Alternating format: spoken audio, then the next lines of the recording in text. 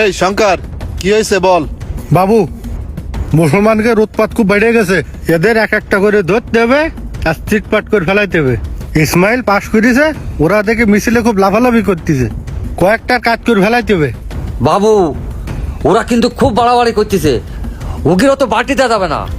আচ্ছা ঠিক আছে, তাহলে এক কাজ কর, একটা ধরিয়ে এনে শেষ করে দে। হ্যাঁ বাবু, ঠিক কথা বলেছেন, এটা দরিয়ায় নিয়ে শেষ করে দিতে হবে। ঠিক আছে, তাহলে আলামিনের দিয়ে শুরু কর, ও ধরিয়ে এনে শেষ করে দে। কি করছেন বাবু? ওই পশ্চিম পাড়ার আলামিন? না না না না না না, আলামিনে কিছু বলা যাবে না। গতবার আমার ছেলে হসপিটালে ভর্তি ছিল, কোনো জায়গায় রক্ত পাইনি। ওই আলামিন আমার ছেলের রক্ত দিয়ে বাঁচাইছে, ওরা আমি মারতে পারবো না। তাহলে এক কাজ কর, উত্তর পাড়ার ওই রহিমের ধরে নিয়ে আয়। কি করছেন বাবু? উত্তর পাড়ার ওই রহিম? না না বাবু, ওরা আমি মারতে পারবো না। ওর মতো একটা ভালো ছেলে হয় না। 6 মাস আগে আমি রোডে অ্যাক্সিডেন্ট করিলাম, সবাই ভিডিও করা নিয়ে ব্যস্ত ছিল। তখন ওই রহিম আমার তুলে নিয়ে হসপিটালে ভর্তি করাই ও আমার জীবন বাঁচাইছে।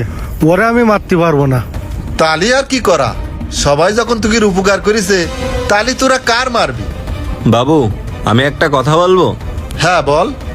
বাবু, মুসলমানরা তো কোনোদিন কেউ আমাদের কোনো ক্ষতি করেনি, তাইলে আমরা কেন তাদের মারার জন্য উঠে পড়ে লাগিয়েছি?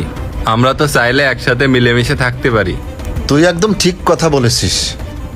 শোন, আমরা তো সবাই মানুষ, আর মানুষ হয়ে মানুষের ক্ষতি করা এটা ঠিক না। মানুষ মানুষের উপকারে আসে, আর আমরা প্রত্যেকে একে অপরের উপর নির্ভরশীল।